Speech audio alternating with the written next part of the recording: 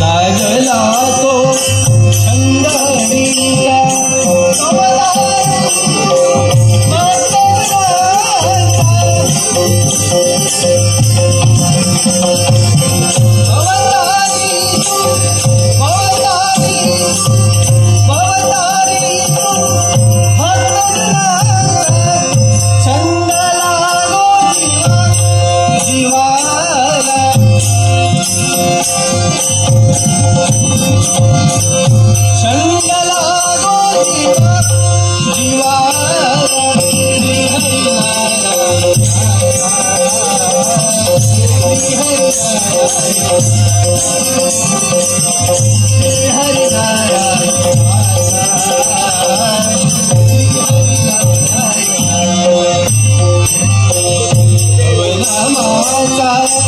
लागला छंद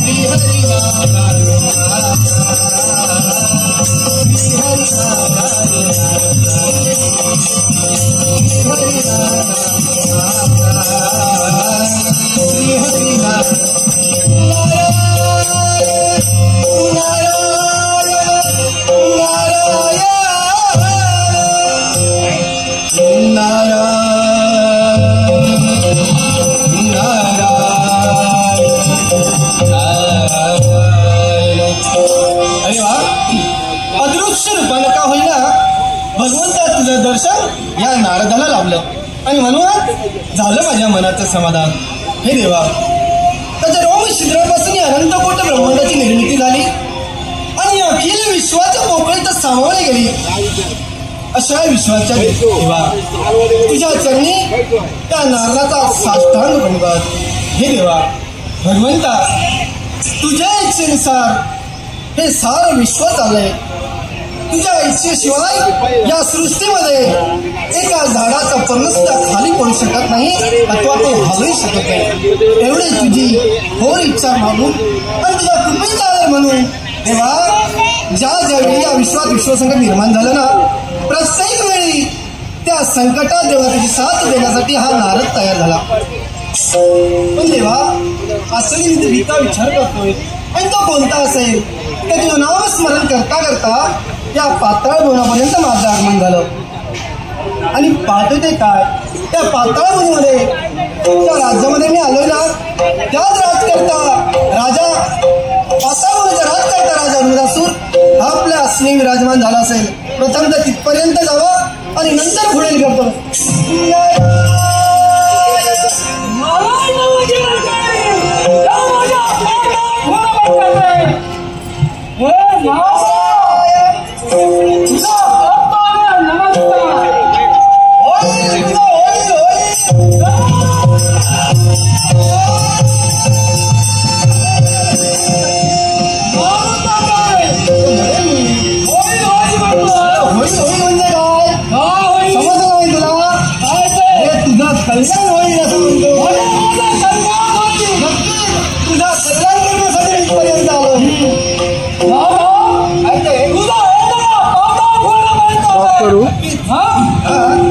तू आला आहेस,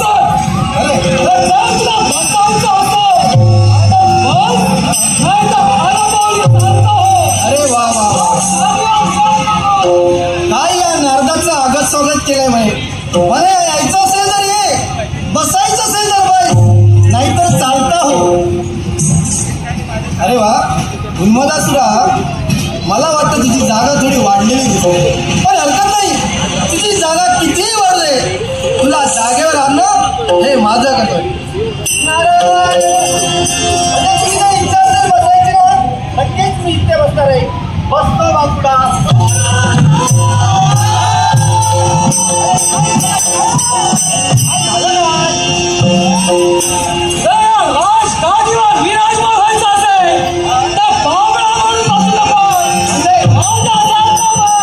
म्हणजे तुझ्या राज्यात कोणी बापुडे नाही. सगळे शोधून आहे. अरे वा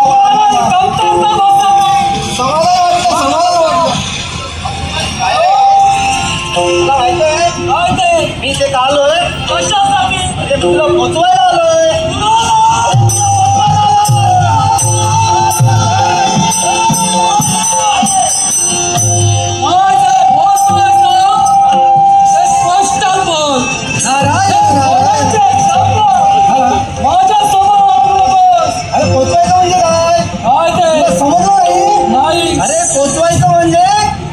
यशाच्या शिखरापर्यंत मला पोहोचवायचंय. म्हणजे यशाच्या शिखरापर्यंत या उन्मासुराची कीर्ती वाढवायची. आणि एवढंच नाही असं तुम्हाला म्हणायचंय. असं मला म्हणायचं. आणि एवढंच नाही तर याच्यानंतर मी तुझ्या साऱ्या प्रजेला जाऊन सांगणार आहे की तुमच्या नशिबात हा उन्मदासूर सारखा राज करताय आणि म्हणून सगळ्यांनी मिळून याची तयारी करा.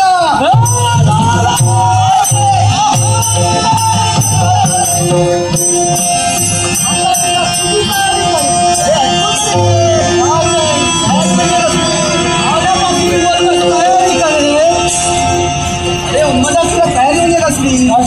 तू या ठिकाणी राजगडीवर बसलायस ना मग तुला ही राजगादी सजवण्यासाठी साऱ्यांना मी सांगणार आहे.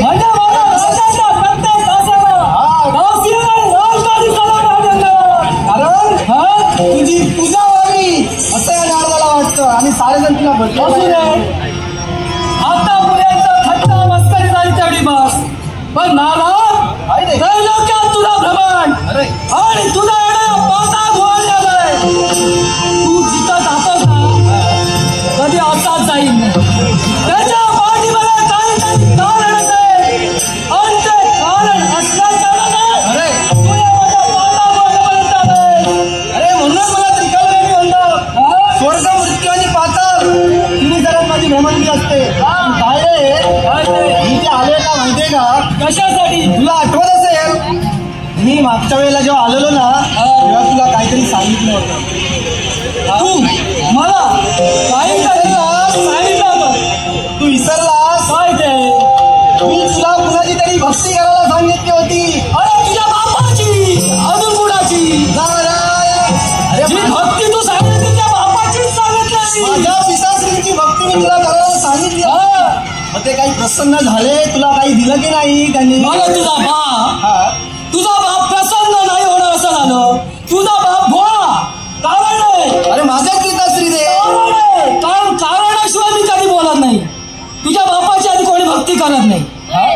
तुझ्या बापाची आधी कोणी भक्ती करत नाही आणि उन्मत्सुरासुनी केली. माझ्या बाबाची कमी भक्ती करत नाही तरी पण तू केलीस म्हणजे तू नशिबान आहे. मी नशिबानेच केली. आणि वरून त्यांनी तुला काही वरदान वगैरे दिलं की नाही? मला ऐकायचं तुझ्या मुखातून. आग लावला हो मला काय रे? सपाट पायाच्या. अरे तुला माझा वृत्तांत सांगायला मी अक्कल वाटा वाटलं की काय? अरे असं नाही मी आणि माझ्या बरोबर तुला सांगू जिथं जिथं तू जाशील तिथं सगळ्यांना सांगशील उन्मत्सुराचं मरण असं असं तेव्हा आल्या पावली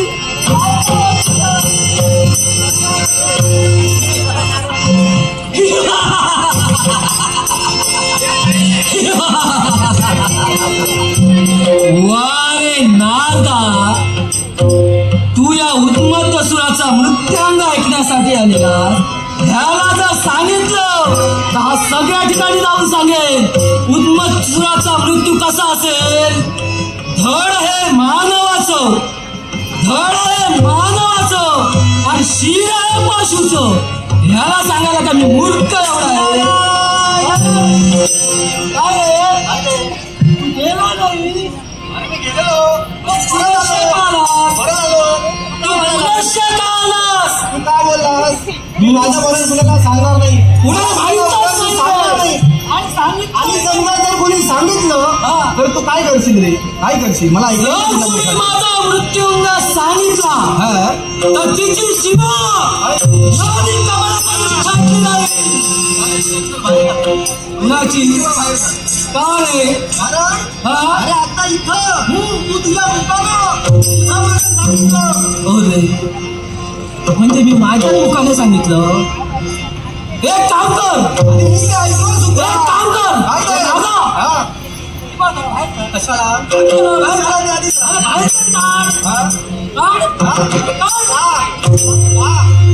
पहिली आधी तुझी जीवा छाटतो. का बरं? त्याच्या मागे कारण काय सांग? तुझी जीवा छाटल्यानंतर हा. ज्या तिकडनं तू भ्रमंती करतोयस ना, हा. तू सांगणार नाही माझा मृत्यू. अरे मी मुळीच कुणाला कोणी सांगू शकत नाही. अरे मुळीच मी कुणाला सांगणार नाही. हा. मला आता न्याय आहे की तुझं मृत्यांक कसं आहे. तुला ऐकायचं आहे तर ऐक.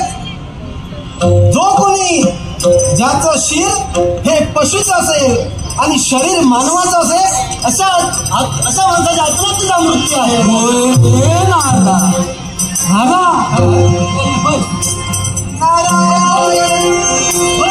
आता कसा जागेवर आला? अरे पण तू इथं काय म्हणतोय? सांगू नको. अरे मुळीच सांगणार नाही. मी तुझा गुरु की नाही? तू मला गुरु. मग मी तुझ्यापासूनच करतो सुरू. अरे तुला ऐकायचंय? अरे पण तू इथे काय करतोय? तू या राजगादीचा सम्राट आहेस. तू आता पराक्रमी शूर आहेस.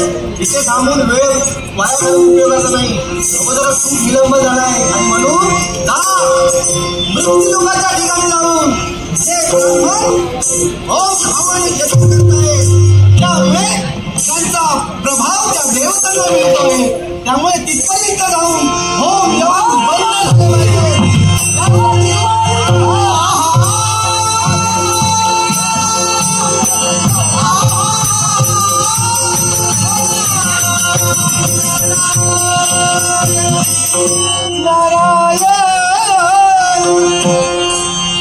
वारे दानवेश्वरा, म्हणजे माझा अपमान करणार? अरे मुळी तुम्ही दानव सारे अभिमानी. मला ज्ञान आहे तुम्ही ज्या ज्या प्रकारे देवताची एकनिष्ठपणे भक्ती केली ना, ज्यांना ज्यांनी तुम्ही प्रसन्न करून घेतला, परत पुढे जाऊन तुम्हाला झालेला तो अभिमान. आणि म्हणून सारे दानव या विश्वातून एक एक करून नष्ट होत आहेत. पण असं जरी असेल तरी तुम्हाला साऱ्या प्रजाजनांना त्या साऱ्या भक्तांना माझ्या देवाकडून मी एकच सांगणं करेल. कारण भक्तीमुळे देवापर्यंत पोहोचता येतं. म्हणून तुम्ही ज्या तुमच्या देवतेची भक्ती करता ती सदोदित अशी एकनिष्ठ करत राहा. एवढीच त्या नारदाची तुमच्या प्रधानी म्हणून म्हणतोय आपण या जन्माचे काय करू ना, जे योग्य अयोग्य असेल ते आपल्याला याच जन्मात भोगावायचं आहे.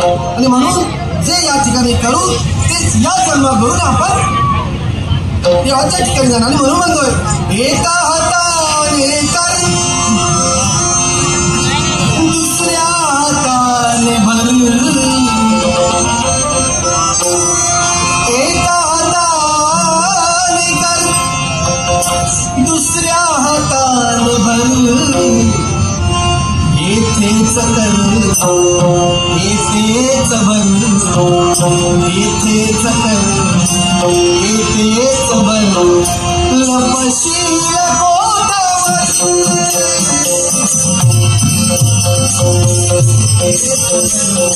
लपशील कोटावर.